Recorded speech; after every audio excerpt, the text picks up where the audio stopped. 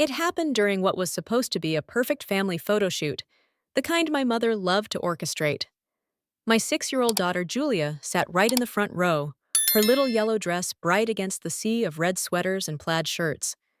She smiled so wide her cheeks dimpled, proud just to be part of the moment. A week later, when the glossy Christmas cards arrived, my mother spread them across the dining table like trophies. "Look at these," she said, holding one up to the light, her face glowing with satisfaction. Julia rushed forward, eager to see herself. She adored photos, loved feeling included, seen. But the second she looked, her smile froze. Her eyes darted over the faces. Cousins, grandparents, her Aunt Becky and Uncle Jason, all smiling perfectly in place. And then came the question that cracked my heart in two. "Mom, where am I?" At first, I thought she must have missed herself. I took a card, looked closer, then another. My chest tightened. She wasn't hidden or cropped out by mistake. She was gone, completely erased. Her hand had been tucked into her cousin Jessie's that day. I remembered it clearly. But now Jessie's hand just hovered strangely, cut at an odd angle. The floorboards where Julia had stood had been copied, pasted, and stretched over the spot she'd occupied. This wasn't a glitch. Someone had intentionally paid to have her removed. Julia's small fingers trembled as she flipped through card after card. "Maybe I'm hiding," she whispered. "Maybe I'm behind someone." Then her voice cracked. "But I was there." She dropped the cards and looked at me, eyes brimming.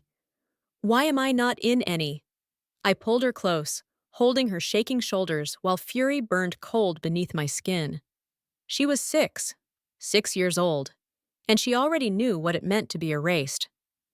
Across the room, my mother adjusted one of the cards on the mantel, admiring it like nothing was wrong.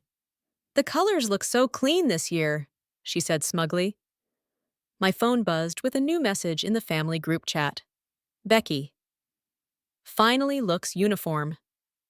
Uniform. Like my child had been a stain they'd wiped away. Julia wiped her face and whispered, "But I was smiling." No one answered. My dad muttered something about wanting it tidy. Then my mother said it. Calm, dismissive, cruel. We all agreed it was better this way. Her dress didn't fit. It stood out. It ruined the picture. "It's not personal." Julia's lips trembled. "But I was smiling," she repeated softly. The silence that followed felt suffocating. I wanted to tear those cards to pieces, but instead, I just held my daughter and made a promise. This would be the last time anyone erased her. That night, while everyone else admired their picture-perfect illusion, I sat awake thinking.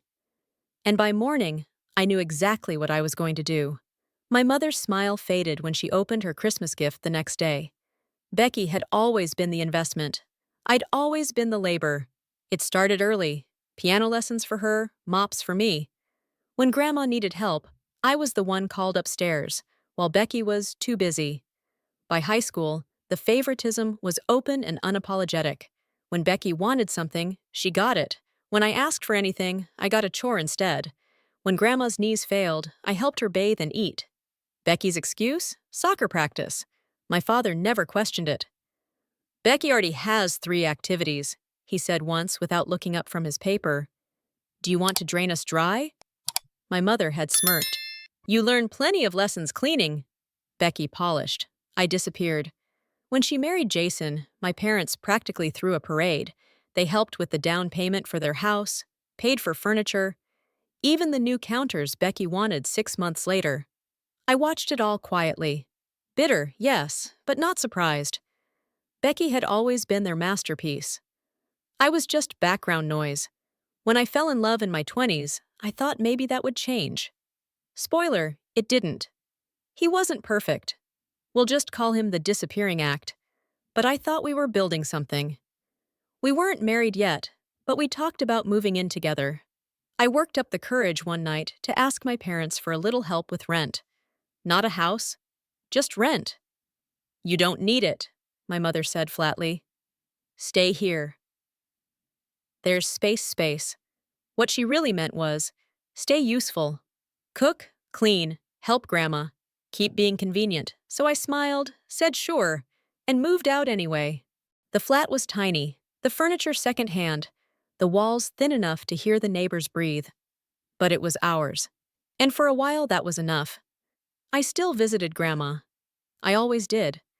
She was the only one who looked at me and saw more than the help. And then I got pregnant. The timing was terrible. Too many bills, too many worries. But I was happy. I thought, now they'll finally see me. They didn't. When I asked for help, my father barely looked up. "We don't have money for that," he said. A week later, Becky got a new living room set, paid for by them. By the time Julia was 1, her father was gone too, off to grad school in another state. New life, new girlfriend. I packed what was left of ours into boxes and went back home. I thought I'd at least get my old bedroom back. Instead, I found it transformed. Fresh paint, toys stacked neatly. My nephew Ryan's name glittered above the bed. He didn't even live there. Becky's childhood room, though? Untouched. A shrine. Julia and I were shoved into the attic. Cracked paint, slanted ceiling, freezing in winter and suffocating in summer. 2 beds jammed together under a single bulb. "It's fine," my mother said when I protested. "Ryan needs his own space when he visits. You'll be fine up there." Every creak of that attic floor reminded me exactly where I stood, beneath everyone else. At first, Julia didn't notice, but children grow fast. By 6, she saw it all. Her cousins had their own rooms. She had none. "Why do I share with you?" she asked one night. "Why don't I have my own?" I smoothed her hair and told her it was temporary. I lied, because nearly every cent I earned went to the household. Food, bills, contributions. Saving was impossible. People think cruelty is loud, shouting, slamming doors. But sometimes it's quiet. It's in the choices people make when they think no one will notice. It's funding one daughter's dream house while telling the other to be grateful for a roof. It's carving your child's name in glitter above a door that should have been yours. It's telling a 6-year-old she doesn't belong in a photo because her dress didn't match. That kind of silence? It screams, and I could feel it building, because what had started with me was now targeting Julia, and I wasn't going to let it happen again. That night, I lay awake beside my sleeping daughter, her tiny hand clutching her stuffed bunny. Every creak above us felt like the house whispering, "You'll never escape." But I decided I would. I opened my phone, scrolled through messages, and found one from a friend who worked at a bar downtown. They'd been looking for night staff. I typed before I could stop myself. "Do you still need someone? I'll take the shifts. Send." If I had to work myself into the ground, I would. Freedom had a price, and I was finally ready to pay it. Before bed, I crept to Grandma's room. Her lamp was still on, the soft yellow glow spilling under the door. She was sitting up, glasses low on her nose, doing her crossword puzzle. "Can't sleep?" she asked, not looking up. I smiled faintly. "You know me." I sat on the edge of her bed and handed her one of the Christmas cards. She studied it, frowning, then saw it. Or rather, saw what wasn't there. Her lips pressed together. "Julia was there," she said. "Yes," I replied quietly. "Front row, yellow dress." But apparently, yellow didn't match the uniform. She sighed, set the card aside. I told her about the job, about the plan. "I can't keep her here," I said, my voice shaking. "Not when they treat her like this. I'll work nights. Save. We'll leave Grandma watch me for a long time." Then she said, calm and cryptic, "You won't need to do that." "What do you mean?" I asked. "Just leave it with me," she said, turning back to her crossword. I didn't understand then. I just kissed her cheek and went back to the attic, still planning my escape. The next morning, everything changed. When I came downstairs, a small box sat on the table, neatly wrapped as if it had always been there. "A gift from Grandma," my mother said, already smiling as she peeled the ribbon away. Inside wasn't jewelry or cookies. It was a stack of papers. Her smile vanished. My father stepped closer, reading over her shoulder.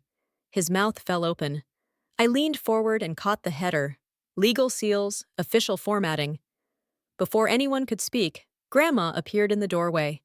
Cane in one hand, lawyer beside her. "It's not a joke," she said evenly. "That's an eviction notice. And I've changed my will. Megan and Julia will have this house. You'll get nothing." Silence shattered the room. My parents froze. Julia clutched my hand. Then the shouting began. "You can't do this!" my mother screamed. "You're not in your right mind!" My father tried to reason, his voice suddenly soft. "Think about what you're saying." "Think about the family." Grandma didn't flinch. "I am thinking about the family," she said. "I'm thinking about the child you tried to erase." The lawyer cleared his throat. "Everything's drafted and signed. It stands." My father's knees buckled. I didn't know whether to laugh or cry. After years of being invisible, someone had finally seen me, and my daughter, and decided we mattered.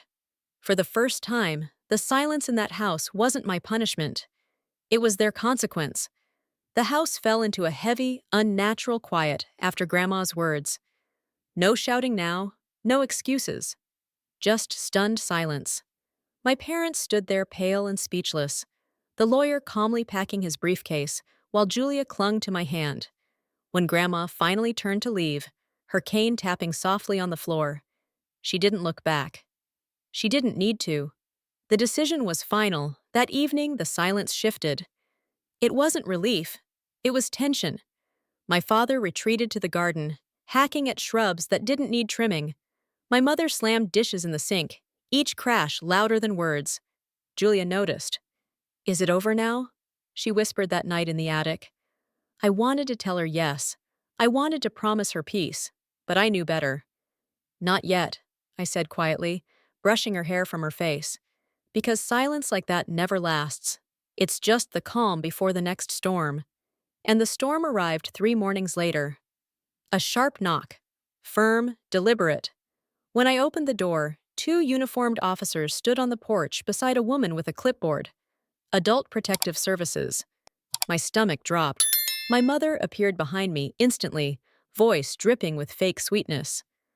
"Oh, officers, thank you for coming. We were so worried." The taller officer cleared his throat. "We received a report of possible elder abuse in this household. We'll need to speak to everyone separately."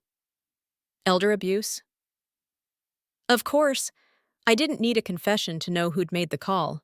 They separated us. Grandma was escorted to her room. Julia was led to the kitchen by the female officer, her little hand clutching her stuffed bunny. I sat on the couch, the clipboard woman across from me. My mother hovered nearby, whispering words like confused and unsafe. My blood ran cold. They weren't just trying to smear me. They were trying to destroy me. If they arrested me, what would happen to Julia? I swallowed hard and forced my voice to stay calm as the questioning began. "Do you prepare meals for your grandmother?" "Yes," I said carefully. "I always have." "Were you alone with her before she signed those documents?" "Yes, but not during." "Who was the man in her room that morning?" "Her lawyer, the one she hired." The questions weren't unfair, but the way they watched me, pens scratching, glances exchanged, it felt like guilt had already been decided. From down the hall, I heard Grandma's voice. Clear, steady. Her tone sharper than it had been in years. By the time the officers came back out, everything had changed. Their expressions had softened. The suspicion was gone, replaced by something harder, colder, but not directed at me. They were looking at my parents now, and then Grandma appeared in the doorway herself, leaning on her cane but standing tall. "No one forced me," she said firmly. "I called my lawyer myself. I knew exactly what I was doing, and I changed my will because it's my right to do so." The room went dead still. Then she turned her gaze on my parents, eyes blazing. "The only abuse in this house is how you treat Megan and that child." If words could slap, that one left a mark. The APS worker closed her folder. "I don't see any concerns here," she said briskly. "Everything appears in order." The officers nodded. Thank you for your time. There's nothing further to pursue. Relief hit me so hard I could barely breathe. I pulled Julia into my arms the second she was back by my side. She buried her face in my shoulder, trembling. But Grandma wasn't finished. To call the police on your own daughter, she said, shaking her head. To lie about me. To drag my great-grandchild into this. You don't belong under my roof. My mother gasped, grabbing the back of a chair. My father opened his mouth, but nothing came out. You'll move out, Grandma said flatly. I don't care how, but you will. It wasn't a threat. It was an order. For the first time in my life, my parents had no words. When the door finally shut behind the officers, the silence that followed wasn't heavy anymore. It was clean. Julia looked up at me. Are we okay now? She whispered. I smiled, a real smile this time. Yes, I said. We're okay. And for the first time, I believed it. The days that followed were uneasy. My parents moved like ghosts through the house, barely speaking, eyes full of venom but mouths shut tight. Then, one morning, the quiet cracked. They cornered me in the kitchen. You'll regret this, my mother hissed. We'll make sure they take Julia from you, my father added, his voice low and threatening. I didn't flinch, but Julia heard them. She was sitting on the stairs, clutching her bunny, her eyes wide. That was it, the final straw. The next morning, Grandma made another call. By noon, 2 officers were back at the door, this time carrying papers. A no-contact order. You'll have to leave, Grandma said coldly. And you'll leave Megan and Julia alone. No shouting, no drama, just the sound of zippers and suitcases. They left under police supervision. That night, Julia slept straight through, her first full night's rest in weeks. 6 months passed. Word travels fast in families like ours. One afternoon, a cousin called, whispering like she was sharing a secret. Your parents asked Becky for help, she said. Of course they had. The golden child. The investment. And? I asked. She told them money's tight. Money's tight. After everything they gave her, house deposit, renovations, furniture, now she couldn't spare a dime. I shouldn't have laughed, but I did. By the end of the month, new whispers reached me. My parents had been seen at a shelter. Later, someone said they'd moved into a rundown rental on the edge of town. The irony was brutal. After years of treating us like we didn't belong, they'd finally become the outsiders. Now Julia and I live downstairs with Grandma. Julia has her own little room, soft yellow walls, drawings taped everywhere. In the mornings, she sits at the kitchen table while Grandma beams at her over breakfast, proud of every silly doodle. We're not rich. We don't live in luxury. But for the first time in my life, we're safe. We're a family. The house feels lighter now. No shouting, no tension, no ghosts, just laughter. Sometimes I still find old photos tucked in drawers, the ones where Julia was erased. I don't throw them away. I keep them as reminders of what we survived. Because the truth is, you can rebuild from anything once someone decides you're worth standing up for. So what do you think? Did my grandmother go too far? Or did she finally do what no one else had the courage to do? Let me know in the comments. And if you want more stories like this, don't forget to subscribe.